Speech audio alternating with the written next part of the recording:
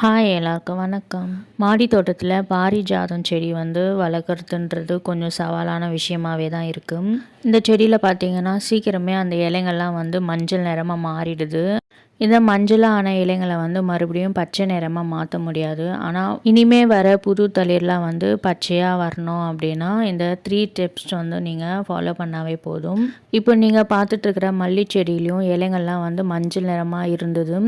இந்த டிப்ஸ் நான் ஃபாலோ பண்ணதுக்கப்புறமா வர துளிர் எல்லாமே பசுமையாக பச்சை கலரில் வர ஆரம்பிச்சுது. பூக்களும் பழையபடி நல்லாவே பெருசாகவே பூக்க ஆரம்பிச்சுது. இலைகள்லாம் மஞ்சள் நிறமாக மாறுது அப்படின்னா அதுக்கு மெக்னீஷியம், இரும்பு சத்து, அதோடு இல்லாமல் நைட்ரஜன் சத்து கம்மியாக இருந்தால் தான் அந்த இலைங்கள்லாம் மஞ்சள் நிறமாக மாறும். நம்ம அந்த சத்துக்கள்லாம் நம்ம செடிங்களுக்கு ரெகுலராக கொடுத்துட்டு வரும்போது புது தளிர் வரும்போது அந்த தளிர்லாம் பச்சை நிறமாக வரும். இப்போ நீங்களே அந்த செடியை பார்க்கலாம். புது தளிர்லாம் இப்போ பச்சையாகவே வருது பார்த்திங்களா. ஆனால் பழைய இலைகள்லாம் அந்த மஞ்சள் நிறமாகவே தான் இருக்கும், ஆனால் மாறாது. இந்த மல்லி செடிக்கு என்ன டிப்ஸ் ஃபாலோ பண்ணணும் அதே தான் இப்போ பாரிஜாத செடிக்கும் நான் ஃபாலோ பண்ண போகிறேன். டிப் நம்பர் 1 என்னென்னா, செடிக்கு இரும்பு சத்து நம்ம கொடுக்கணும். அதுக்காக நான் என்ன எடுத்திருக்கேன்னா, அந்த இரும்பு கம்பி இருக்குது பார்த்திங்களா, அதை தான் எடுத்திருக்கேன். உங்கள்கிட்ட இரும்பு ஆணி எதனா இருந்தால் கூட பரவாயில்ல. அதை செடிக்கு ஒரு 1/2 அடி தள்ளி நீங்கள் இந்த மாதிரி நட்டு வச்சுடுங்க. அந்த மாதிரி நீங்கள் நட்டு வைக்கும்போது அந்த இரும்பு சத்து மண்ணில் உறிஞ்சி செடிங்களால் எடுத்துக்க முடியும்.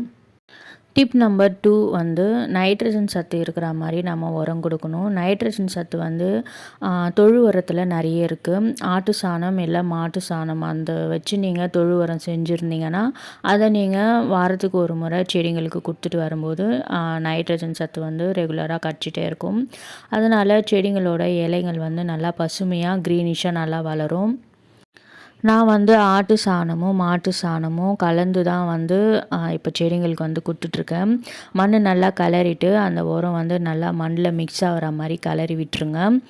இந்த மாதிரி நீங்கள் கொடுக்கும்போது நைட்ரஜன் சத்து செடிங்களுக்கு கிடச்சிட்டே இருக்கும். அப்போ புது தளிர் வரும்போது நல்லா க்ரீனிஷாக நல்லா பசுமையாக துளிர்லாம் எடுக்கும். நீங்கள் தொழு உரம் செடிக்கு கொடுக்கும்போது நல்லா மக்கின உரமாக இருக்கணும். அப்போ தான் செடிங்களால் சீக்கிரமே அந்த சத்துக்களை எடுத்துக்க முடியும்.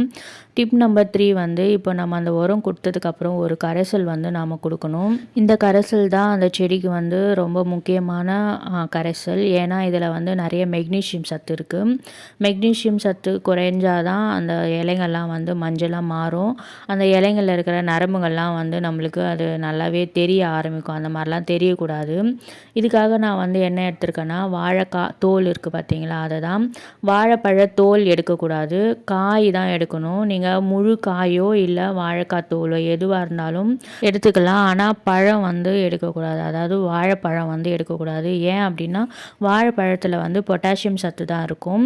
நம்மளுக்கு தேவை மெக்னீஷியம் சத்து இல்லை. அதனால் வாழைக்காயை தான் எடுக்கணும். வாழைக்காயோ இல்லை வாழைக்காய் தோலோ நீங்கள் பொடி பொடியாக நறுக்கி நைட் ஃபுல்லாக ஊற வச்சுக்கோங்க. அந்த தண்ணியை ஒரு 5 மடங்கு சாதா தண்ணியோட கலந்து செடிங்களுக்கு கொடுத்துட்டு வந்துங்க. இந்த 3 டிப்ஸும் நான் மல்லி செடிக்கு ஃபாலோ பண்ணேன். வர துளிர் எல்லாமே பசுமையாக வளர ஆரம்பிச்சுது.